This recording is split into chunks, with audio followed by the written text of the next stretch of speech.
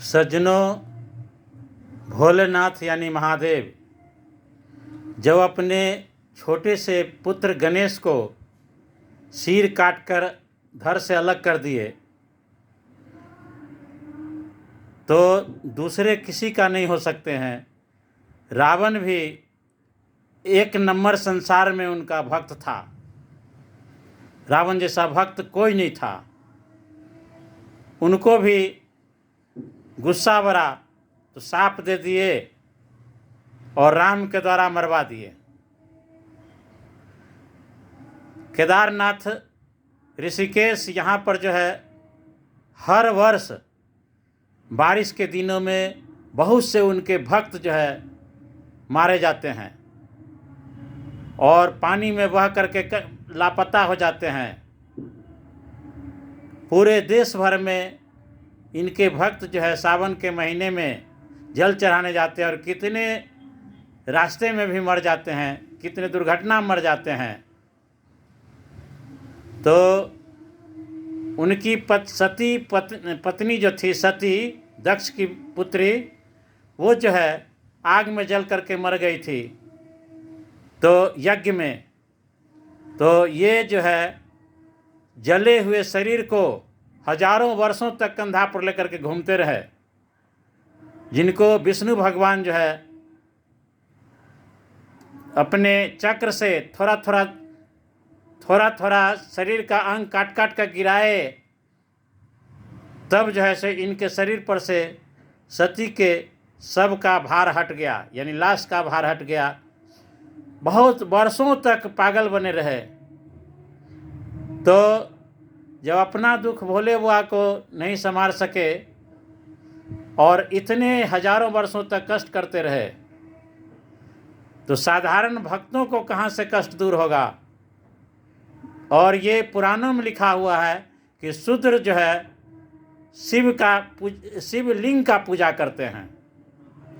ब्राह्मण उसके शिवलिंग पर पैर रख करके बैठा रहता है और उसी को शूद्र जो है शिवलिंग को पूजा पति पत्नी दोनों मिल करके करते रहते हैं।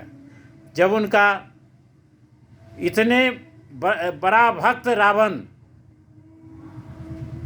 होने के बावजूद भी रावण के द्वारा मरवा दिए तो और सब भक्तों की क्या औकात है। तो महादेव यानी भोलेनाथ के पिताजी ब्रह्म कहलाते हैं, जो काल कहलाते हैं।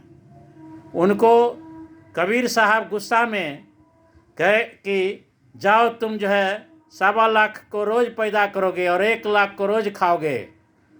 तो इस कारण से जब इनका ब्रह्मा विष्णु महेश गायत्री पार्वती जो भी पैदा लिए तो इन सब को अचेत कर दिया गया, जिससे ये नहीं पता चले कि मेरे पिताजी काल जो हैं यानी ब्रह्म जो हैं 1 लाख को रोज़ खाते रहते हैं, यानी ब्रह्मा विष्णु महेश गायत्री पार्वती के बाल बच्चे को खाते रहते हैं। इसीलिए ये अदृश्य हो गए पत्नी को बोल करके, आद्या शक्ति को बोल करके, और कहे मैं कभी किसी को दर्शन नहीं दूंगा, अपने पुत्र को भी मत बताना मेरे बारे में, तुम ही माँ पिता दोनों बने रहना, कभी मत बताना। तो इस कारण से 1-1 लाख को जो है रोज़ भोलेनाथ जो है सो मार देते हैं। और जो मार देते हैं तो यही सब मनुष्य जो है सो उनके पिताजी ब्रह्म यानी काल निरंजन का भोजन सब बनते हैं। इसलिए हम लोगों को अनेक बुरे कामों में भिड़ा दिए हैं, जिस कारण से हम लोग अपना बुरे कर्म करते रहते हैं और रोज़ के रोज़ जो है मर करके बकरी कुत्ता बिलाई जानवर 84 लाख प्रकार के जीव जंतु में जन्म लेते हैं। इसी तरह फिर अरबों बरस कष्ट करने के बाद सभी जीव जंतुओं में फिर मनुष्य बनते हैं। तो जैसा कर्म करते हैं उस अनुसार मनुष्य में फिर अच्छे भी जन्म लेते हैं, अपंग भी जन्म लेते हैं, कभी कभी चारों हाथ पांव भी नहीं रहता है और आँख दोनों अंधा, आँख से भी अंधा, कान से भी बहरा जन्म लेते हैं। क्योंकि हम लोग इतना न कुकर्म कर चुके हैं कि हम लोग को पुनः जन्म जो मनुष्य में होती है वह इस प्रकार कष्ट करने के लिए होती है। तो इसलिए सभी सुधरें और अच्छा बने, और नहीं तो सबका यही बुरा हाल होगा। सभी कबीर पंथ के रास्ते पर चलें, तभी ये जो है सो इनको 84 लाख जीव जंतुओं में जन्म लेना नहीं पड़ेगा और कष्ट से मुक्ति मिलेगी। इसलिए कबीर साहब के भक्तों से गुरुदीक्षा लेकर के सुधरें। इसलिए भाइयों सज्जनों, इन देवी देवताओं की पूजा करने से कोई फल नहीं मिलेगा, न मंदिर मस्जिद कहीं जाने से कोई फायदा नहीं मिलेगा। ऐसे पढ़ लिख करके बड़ा आदमी बनिए, जो बनना हो बनिए, मेहनत कीजिए, कमाइए, खाइए, लेकिन भगवान को पूजा करने से कोई फायदा नहीं होगा। चाहे गुरुद्वारा में जाए, गिरजाघर में जाएं, चाहे कहीं घूमते चलें, पूरे संसार में भक्ति स्थल पर घूमते चलें, लेकिन इससे कोई फायदा नहीं होने वाले है।